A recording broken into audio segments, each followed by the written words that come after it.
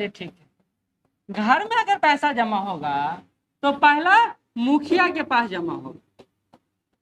मुखिया को हम आरबीआई मान सकते हैं, ठीक है। पहला जमा होगा जो मुखिया के पास होगा, ये बात मानते हैं। दूसरा जमा जो होगा महिला के गोडाउन में होगा, मतलब महिला जो संग्रहित करके नहीं रखती हैं, हाँ, वो जो होता है छिपा हुआ मुद्रा।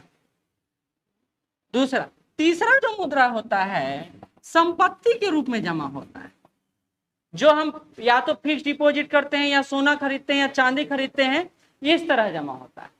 चौथा जो मुद्रा होता है हमारा जमा, वो बैंक में होता है। देखिए घर की बात कर रहे हैं, अभी हम लोग अर्थव्यवस्था में नहीं आए। ये होता है ना, बैंक में जमा करते हैं कुछ राशि, कुछ लोग हम लोग संपत्ति के रूप में करते हैं, मकान ही बना लिए, कुछ हम लोग डिपॉजिट करते हैं, जैसे किसान केसीसी, किसान क्रेडिट कार्ड खरीद ली, वो जो किसान पत्र होता है, प्रपत्र जिसको कहते हैं, कैसे क्रेडिट कार्ड नहीं, प्रपत्र, डाक घर प्रपत्र, ये भी खरीदते हैं, गांव में ये सब खूब चलता है। या फिर बीसी में लगा दिए, वो जो चलता है स्वयं सहायता समूह टाइप का, या उसमें पैसा लगा। देखिए जमा आप कहां कहां किस रूप में कर रहे हैं, यानी अगर एक परिवार में जमा इतने प्रकार से हो सकता है, तो एक अर्थव्यवस्था में जमा कई तरह से हो सकता है। पॉलिसी के रूप में, चलिए बहुत अच्छा, हाँ तो वही वही वही, हाँ हाँ हाँ, आप ये बोल दीजिएगा कि बॉन्ड के रूप में जमा करते हैं, शेयर के रूप, सब वही है, इसी में मान लेते हैं, ठीक है, ठीक है, यहाँ तक कोई दिक्कत। अब यही तरह की व्यवस्था, हाँ अब देखिए हम कहेंगे कि भैया ये दोनों के पास जो जमा है उसको हम M1 मुद्रा कह देते हैं, ये और इसके पास जो जमा है इसको M2 मुद्रा कह, देखिए नामकरण सिर्फ कर रहे हैं। हम कहते हैं ना ये तीनों के पास जो जमा है वो हम लोग कह देते हैं M4 मुद्रा। अब ये क्या हुआ, हम लोग M के माध्यम से मानक दिखा रहे हैं, मॉडल दिखा रहे हैं कि हम लोग कहां कहां किस रूप में जमा किए। अच्छा एक चीज बताइए, जो हमारे पास इसमें सबसे ज्यादा लिक्विडिटी किसमें होगा, इसमें सबसे ज्यादा लिक्विडिटी किसमें होगा, किसमें सबसे ज्यादा लिक्विडिटी होगा, यहाँ अभी हम इसको M1 M2 नहीं बता रहे, हम कंसेप्ट से सबसे ज्यादा लिक्विडिटी होगा जो कैश के रूप में रिजर्व होगा मुखिया के पास, उसमें पहले बताए कैश के रूप में जो रिजर्व होगा मुखिया के पास, लिक्विडिटी सबसे ज्यादा उसके पास होगा, और महिला के पास भी जो जमा होगा वो लिक्विडिटी। इसलिए जब बच्चा पैसा मांगता है तो पापा से अलग मांगता है और मम्मी से उधर से अलग। देखिए ना पापा कम में देते नहीं, अच्छा बेटा ले ले तुरंत खोली घाट, और वहां से 200-400 रुपया निकाल के दे दे, उसको बोनस मनी कहते हैं, घर में उसको बोनस मनी कहते हैं ना। तो अर्थव्यवस्था भी ऐसे ही काम करता है। अब देखिए इसी में कई सारा टर्मिनोलॉजी है जिसको हम लोग अभी समझने का प्रयास करें कि भैया M0 में कौन कौन आता है, M1 में कौन कौन आता है, M2 में कौन कौन आता है, M3 में कौन आता है, M4 में कौन कौन आता है, बात समझे। तो हम लोग इसके द्वारा क्या समझने का प्रयास करते हैं कि हमारे घर में कुल कितना पैसा है और कैसे कैसे रखा हुआ है, अगर विपरीत परिस्थितियां आता है तो उसका कैसे उपयोग कर सकते हैं, ये बात समझ में आई। तो उसी तरह अर्थव्यवस्था भी देखिए मंदी के दौर से गुजरता है, इन्फ्लेशन के दौर से गुजरता है, अवस्थिति डिफ्लेशन के दौर से गुजरता है। तो रिजर्व करेंसी को तो हम लोग इधर से उधर करने में लगे रहते हैं कि हमारे पास जो मुद्रा है उसी को हम लोग कभी यहाँ रखे कभी वहां रखे। हमने आपको बताया था कि सरकार को अगर पैसा मार्केट में डालना होगा तो क्या करेगी, बॉन्ड खरीदेगी, प्रपत्र खरीदेगी, और अगर मार्केट से पैसा सोखना होगा या कम करना होगा तो क्या करेगी, बॉन्ड बेचेगी। ये सारा कंसेप्ट याद रहेगा तो ये सारा चीज याद हो जाएगा आराम। हम कहते हैं ना कि हमारे पास ज्यादा, हमको लगता है कि भाई करेंसी हमारे पास बहुत ज्यादा, तो हम जाके एक खेत खरीद लेते हैं, तो दूसरे के पास पैसा चला जाता है, यहाँ रिजर्व नहीं रहता है, दूसरे के पास चला जाता है, दूसरा तीसरा चौथा, ऐसे तो अर्थव्यवस्था चलते ना। तो वैसे ही इस मनी मार्केट को भी हम लोग समझते हैं, मुद्रा के संग्रहण को भी हम लोग समझते हैं बेंचमार्क के द्वारा, जिसका नाम है M0, M1, M2, M3 और M। ठीक है, इतना समझ गए। ये हम चाहते तो वैसे भी समझा देते, लेकिन घर से समझा दिए, आप देखिए समझने में बड़ा आसानी होगा। फिर से M1 पर आए, चल M0 पर आते हैं। पहले M0 में होगा हार्ड पावर मनी। ऐसे ये अब पूछा नहीं जाता, पहले पूछा जाता था, M0 को अब पूछा नहीं जाता, लेकिन बताते बस समझ लीजिए। इसको रिजर्व मनी भी कहते हैं। तो कुछ भी आ जाएगा तो आपको पता होना चाहिए, या इसको रिजर्व मनी भी कहते हैं। M0 को पहले शामिल किया जाता था, अब शामिल नहीं किया जाता, लेकिन पूछ दिया गया। हम तो नहीं लगता पूछेगा, लेकिन पूछ दिया गया था। प्रचल M0 में किसको किसको शामिल करते हैं, किस किस मुद्रा को? तो जो आपके पास मुद्रा है, मान लेते हैं 40 लाख करोड़ मार्केट में खपत, तो उसको किस में रखेंगे? M0 में।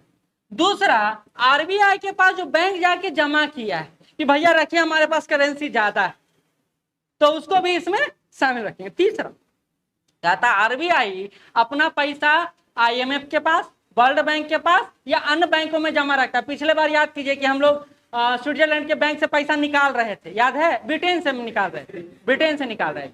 तो RBI अपना अन्य जमाएं भी रखती है, अन्य देशों में रखती है, अन्य बैंकों में रखती है। उन सारे को जोड़ दिया जाए तो हमारा क्या निकलता है? M0। फिर से सुन लीजिए, M0 में प्रचलन में जितना मुद्रा है और जितना RBI के पास अन्य बैंक जाके जमा किया है और RBI का अन्य बैंकों के पास जो जमा है, उसी को टर्मिनोलॉजी के रूप में क्या कहते हैं? M0 का। ये बात समझ में आया? ठीक। अच्छा, यहां पर एक और बात लिखा है, हार्ड पावर करेंसी। बताए नहीं, जैसे हम लोग ब्रिटेन में जमा करके रखे, हम लोग स्विट्जरलैंड में जमा कर रखे, हम लोग वर्ल्ड बैंक में कुछ पैसा जमा, कहीं ना कहीं तो देखिए हम लोग वर्ल्ड बैंक में भी पैसा लगाए हैं, ADB बैंक में भी लगाए, एशियन डेवलपमेंट बैंक में भी लगाए हैं। तो हर जगह हम लोग जमा रखे हैं पैसा, कुछ ना कुछ डिपॉजिट रखे हैं। हाँ, तो किसका? बैंकों का बैंक कौन है? सारा दुनिया में जितना मुद्रा से संबंधित लेन देन है वो सब RBI ही आपके तरफ से करेगा। ठीक है, अब आते हैं हार्ड करेंसी और सॉफ्ट करेंसी क्या होता है, इसको समझ लीजिए, तो आप इसको भी समझ पाइए। हार्ड करेंसी और सॉफ्ट करेंसी।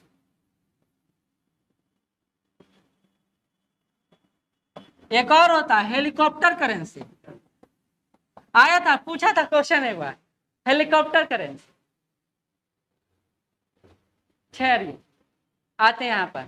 हार्ड करेंसी क्या? देखिए, हार्ड मतलब मुश्किल होता है, यानी जिसका डिमांड ज्यादा है और सप्लाई कम है। फिर से डिमांड सप्लाई रूल पर, जिसका डिमांड ज्यादा है और सप्लाई कम है, डिमांड ज्यादा और सप्लाई कम, तो उसका वैल्यू क्या हो जाएगा? मार्केट में बढ़ जाएगा। जैसे अमेरिकी डॉलर, हमारे पैसा को जाके ब्रिटेन में फेंक दीजिएगा तो कोई नहीं लेगा, गरीबों नहीं लेगा, हमारा करेंसी को कोई नहीं ले। जैसे नेपाल की करेंसी को हम पूछते हैं? नहीं पूछते, नहीं पूछते। क्यों? क्योंकि उसका करेंसी कैसा करेंसी है? Soft currency. अब यहां देखिए, डिमांड ज्यादा सप्लाई कम, वैसे मुद्रा कौन सी मुद्रा का है? Hard currency. समझने में कोई दिक्कत नहीं। अब देखिए, सॉफ्ट करेंसी सप्लाई ज्यादा डिमांड कम। अब ऐसा वो पूछेगा? कोई नहीं पूछेगा, कोई नहीं पूछेगा। तो देखिए बड़ा अच्छा, देखिए डिमांड सप्लाई रूल जो समझाए थे उससे बहुत कंसेप्ट क्लियर हो जाए। मार्केट चलता है डिमांड सप्लाई से, आपका डिमांड है तो आपका वैल्यू बढ़ जाएगा, लेकिन कोई पूछ ही नहीं रहा है तो वैल्यू आपका डाउन हो जाएगा। तो मार्केट ऐसे ही चलता है। तो हार्ड करेंसी जिसका डिमांड ज्यादा है सप्लाई कम है, सॉफ्ट करेंसी जिसका सप्लाई ज्यादा है डिमांड कम। अब आते हैं, इतना में कोई दिक्कत? लिख लीजिए, पहले लिख लीजिए। देखिए, अगर नहीं समझ में आया तो लैंग्वेज में भी नीचे लिख लीजिए। कल के मान लेते हैं नहीं समझ में आया तो लैंग्वेज में भी लिख लीजिएगा। ठीक है, अभी अभी तीसरा आएंगे।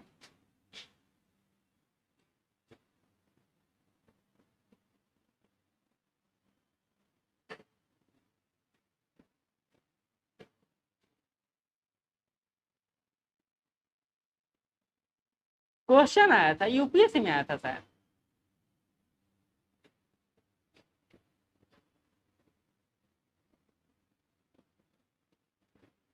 हो गया?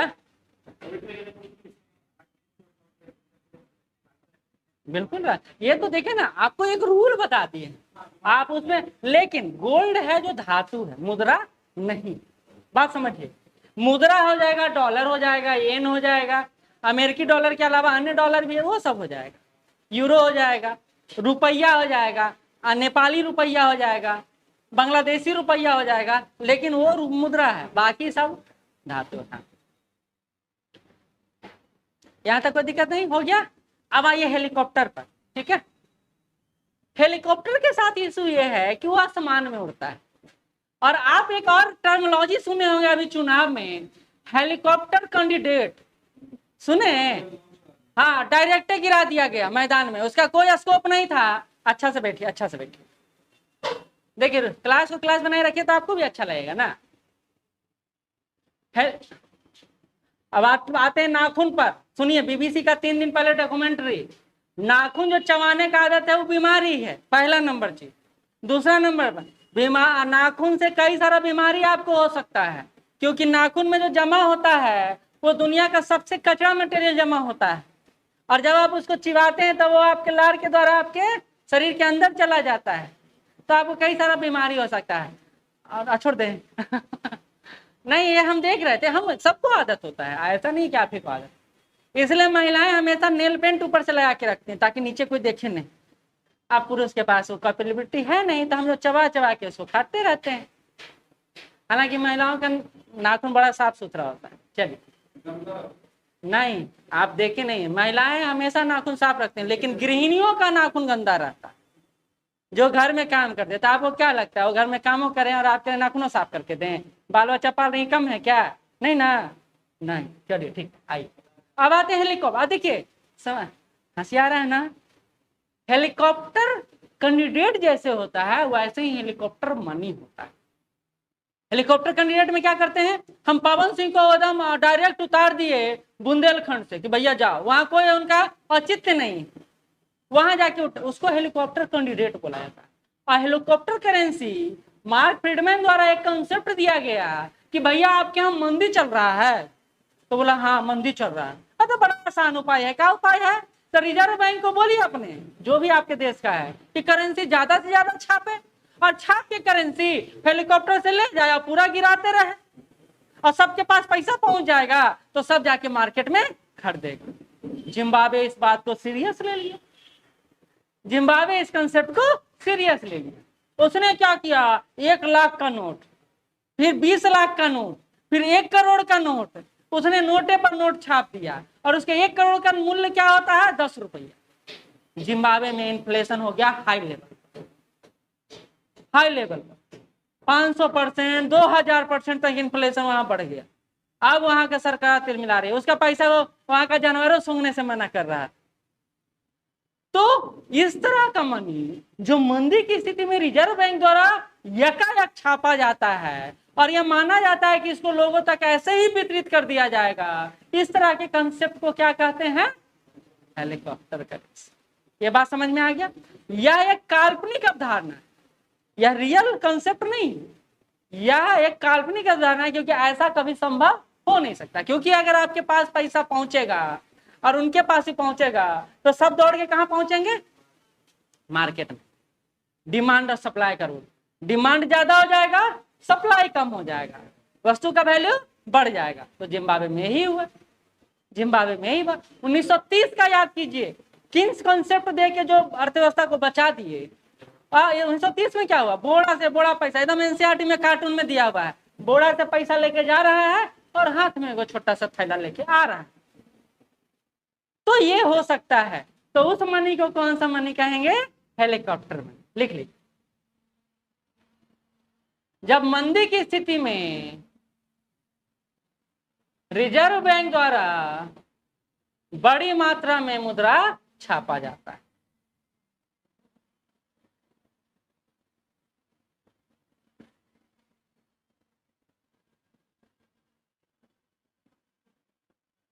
मिल्टन फ्रीडमैन द्वारा दिया गया कंसेप्ट, मिल्टन फ्रीडमैन द्वारा।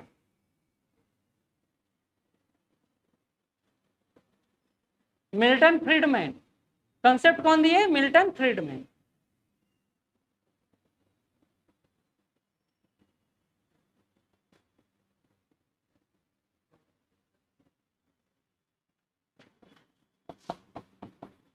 मिल्टन थर्मस आता है, फ्रीडमैन, मिल्टन फ्रीडमैन, हेलीकॉप्टर। समझ में आ गया? बैंकों के पास अन्य जमा, सॉरी, बैंकों के पास जमा, जो आप जाके डिपॉजिट करते हैं money, money deposit by you, जब आप बैंक में जाके जमा करते हैं पैसा, उसको नगद जमा। हाँ वही कर है, तो अभी तो बता ही रहे थे कि क्यों M0 को हटा दिया गया, वो ये यहीं से पता चल जाता है। वहां भी लिखा है प्रचलित मुद्रा, आरबीआई के अन्य जमाएं और आरबीआई के पास बैंकों की जमा। अब देखिए,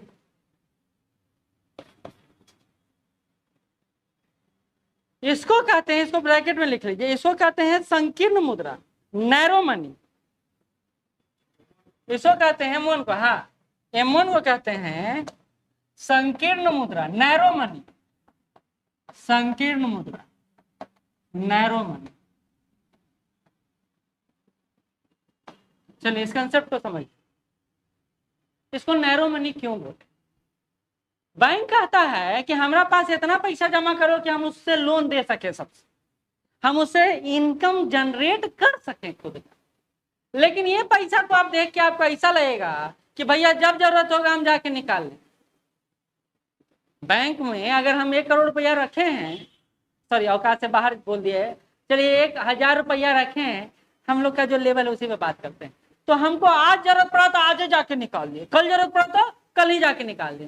तो बैंक ऐसे पैसे पर लोन नहीं देता है, इसलिए बोलता है कि हमारे किसी काम का नहीं है, खाली कैंडिडेट को बचाए रखने के लिए हम इस तरह का जमा रखते हैं। जैसे आप जानते हैं, सब्जी बाजार में जाइएगा तो एक दुकान में देखिएगा सारा सब्जी रखा हुआ है, बोलेंगे भैया सारा बिक जाता है, तो कहाँ मालकिन, कहाँ बिकता है, 5 को बिकता है, ये सब तो साइड में रख ले हुए हैं कि अगर पसंद आ गया किसी को तो दे देंगे। यानी बिजनेस दिखा कर होता है। तो वही बात है कि अगर कस्टमर को बुलाना है तो पहले हमको दिखाना पड़ेगा कि हमारे यहाँ इतना कस्टमर है और ये वही में काम करता है। उसी में से कुछ लोग आते हैं, उनको हम फिक्स, जैसे देखिए HDFC ICICI सबके पास बैंक खाता खुलवाइए, कल वो क्या आपके गेट पर पहुंचल है, देखो फिक्सवा करवा लीजिए ना, देखिए ना ये कम आया, बहुत आकर्षक आया है, ऐसे आया वैसे आया, देखे कभी? वो एक पूरा सिस्टम रखे हुए हैं इसके लिए, तो इसलिए इसको संकीर्ण मुद्रा, ठीक है, नैरो मनी बोला जाता है। कोई दिक्कत? देख लीजिए एक बार फिर से, आगे बढ़े। M2, M1 प्लस डाकघर में जमा बचत,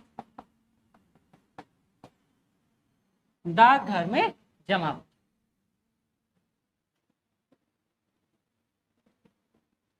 सेविंग बैंक अकाउंट खोलते हैं ना डाकघर में।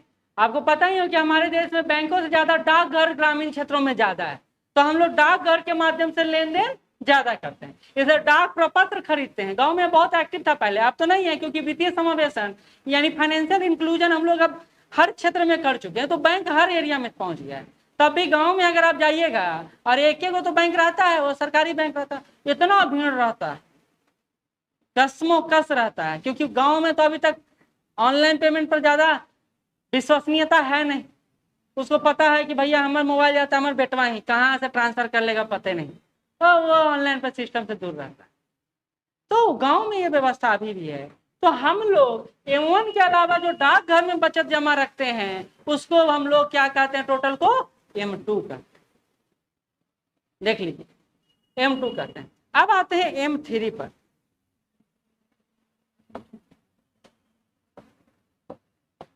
M1 प्लस बैंक तथा सहकारी बैंक, कोऑपरेटिव बैंक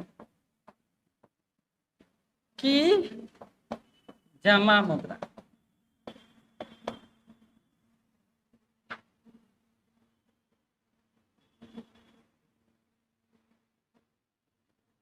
चलिए M3 को ही ब्रॉड मनी या व्यापक मुद्रा कहा जाता है। इसी को व्यापक मुद्रा कहा जाता है, ब्रॉड मनी कहा जाता है, इसी को व्यापक मुद्रा कहा जाता है। ये यहां छूट गया, समय जमा मुद्रा। समय जमा मुद्रा, समय जमा मुद्रा को इंग्लिश में कहते हैं फिक्स्ड डिपॉजिट। फिक्स्ड डिपॉजिट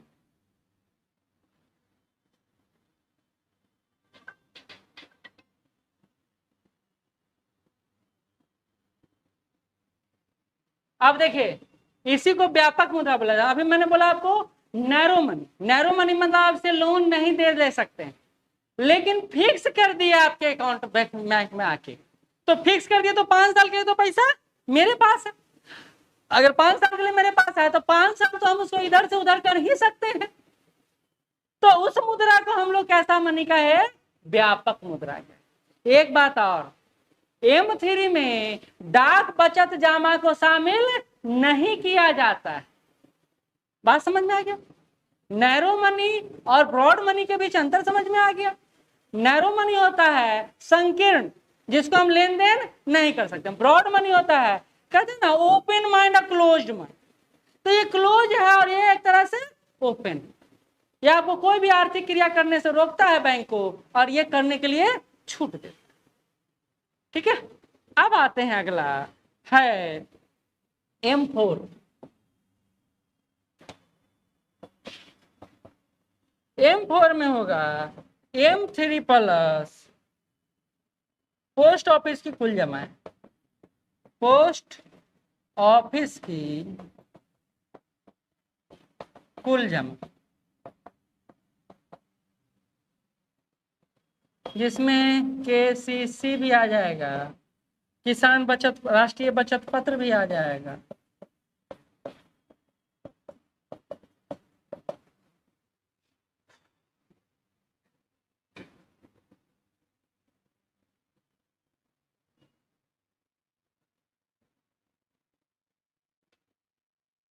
चलिए, तो M4 किसको कहेंगे? M3 प्लस पोस्ट ऑफिस में जो कुल जमा है। जैसे हम लोग कहें ना अभी कि किसान प्रपत्र खरीदते हैं या राष्ट्रीय बचत प्रपत्र खरीदते हैं, वो सारा किस में आ जाएगा? M4 में आ जाएगा। अब आते हैं ऊपर से नीचे, इसको मिटा रहे हैं, इसको लिख लिए होंगे ना। ये जो लाइन है, ये तीर है, इसको कहते हैं लिक्विडिटी ऑफ मनी, मुद्रा की तरलता। इसमें सबसे ज्यादा तरल कौन सी मुद्रा है? M1। M1 सबसे, तीर देखिए ना, तीर देखिए, यहां से यहां पहुंच गया। सबसे ऊपर कौन है? M1, फिर कौन है? M2, फिर M3, फिर M4। M3 को व्यापक मुद्रा कहते हैं, तरल मुद्रा नहीं कहते। अच्छा देखिए, हम आपको बताते हैं, अभी समझ में आ जाएगा। आपके पास पैसा है रखा हुआ, वो जल्दी भंजेगा, या वैसा मुद्रा जो बैंक तथा सहकारी बैंक में समय वही हो, ये फिक्स डिपॉजिट है, और वो हमारे पास करेंसी है जिसका उपयोग हम कभी भी किसी भी रूप में कर सकते। आसान है, ठीक है। अच्छा, एक बात और सुन लीजिए, कभी कभी M3 के साथ M4 को भी व्यापक मुद्रा में रखा जाता है, क्योंकि इसका भी लेन देन बैंक आराम से या डाकघर आराम से कर सकता है। लेकिन अगर एक ही वो पूछ रहा हो तो कौन होगा? M3 हो। एक ही पूछ रहा हो तो कौन होगा? M3 हो। देखिए, अच्छा से बता दी हैं इसको। हाँ, कुछ फिर से बता, कहते सबसे तरल कौन होगा? तो M1 होगा, क्योंकि हम उसको लेन देन कभी भी किसी भी रूप में कर सकते हैं। M3 व्यापक मुद्रा है, ये हम समझ गए। व्यापक मुद्रा मतलब समय उसका, बैंक उसका उपयोग लेन देन में कर सकता है। यानी देखिए, हम हमारे पास आप आके जमा करते, गुरु जी 5 साल के लिए पैसा रख के जा रहे हैं, 5 साल बाद आएंगे तो हमरा 5 लाख के 6 लाख रुपया दे दीजिएगा। हम बोले बहुत अच्छा बात, रख के चले जाओ। यानी 5 साल हम आपके मुद्रा का उपयोग कर सकते हैं, तो इसलिए इसको व्यापक मुद्रा कहते हैं। लेकिन यही बात M4 के साथ भी संभव है, क्योंकि इसमें भी पोस्ट ऑफिस की कुल जमा राशियां हैं। जो हम लोग किसान प्रपत्र खरीदते हैं या राष्ट्रीय बचत प्रपत्र खरीदते हैं, ये भी एक फिक्स टाइम के लिए होता है, तो इसलिए इसका भी उपयोग हम लोग लेन देन में कर सकते हैं। इसलिए इसको क्या कहे? इसको क्या कहे, व्यापक मुद्रा। आप हमारे पास जमा किया, कुछ पैसा अपने दोस्त के पास जमा कर दे, भैया तुम भी रख 3 साल के लिए, तो वो भी उसका लेन देन कर सकता है ना, इसलिए उसको भी व्यापक मुद्रा की श्रेणी में रखते हैं। लेकिन एक्चुअल में कौन होगा, M3, क्योंकि ये देखिए ना, अब इसमें ज्यादा बचत होता नहीं, ज्यादा लोग खरीदते नहीं, अब ये धीरे धीरे खत्म होते जा रहा है।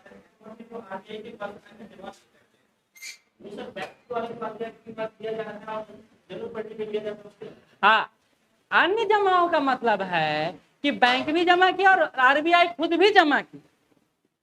बैंक जमा किया वो तो अलग रेशियो में चला गया, लेकिन RBI भी तो अपना जमा रखता है कि जब चाहे ब्रिटेन से कहा बोला पैसा लाओ भाई, हमारा पैसा लाओ, तो ब्रिटेन क्या बोलेगा, नहीं देंगे, ब्रिटेन लीजिए आपका पैसा लीजिए। वो तो ब्रिटेन का बैंक उतना दिन कमा लिया उससे, स्विट्जरलैंड का बैंक उतना दिन कमा लिया उससे। लेकिन क्यों रखा जाता है, हम लोग क्यों घर में गुल्लक भी रखते हैं, पेटियों रखते हैं, मम्मी 5 तरह के साधन छुपाने वाला भी रखती हैं, पापा जी फिक्स डिपॉजिट भी रखते हैं, आपके बैंक में भी जमा रख, क्यों रखते हैं, क्योंकि हमको पता है कि अगर मेरे पास ये मुद्रा M1 के रूप में रहेगा ना तो तुरंत खर्चा हो जाए, तो हम उसको किस फॉर्म में रखते हैं, M2, M3, M4 फॉर्म में रखते हैं, ताकि हमको जरूरत के अनुसार सबका भुनाया जा सके। बात समझ में आई, घर भी चलता है, देखिए ना सिंपल है, घर के कंसेप्ट से ही चलता है, कोई अलग कंसेप्ट नहीं। हाँ सब हाँ बिल्कुल बिल्कुल फिक्स टाइम के लिए होता है, इतना तो है। अच्छा, अब एक कहानी, बाहर से आवाज ज्यादा आ रहा है क्या, बंद कर दीजिए पर्दा, ऐसे ही पर्दा कितना रोकेगा आवाज, ऐसे ही मौसम ठंडा है ना, या तभी ऐसे चला दें, नहीं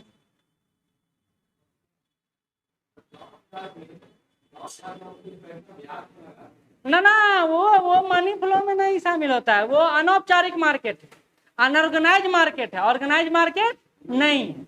आपको बता देता हूँ, भारत जैसे विकासशील देशों में एक सिमिलर पैरेलल इकोनॉमी वर्क करता है, उस इकोनॉमी को ब्लैक इकोनॉमी के नाम से जाना जाता है।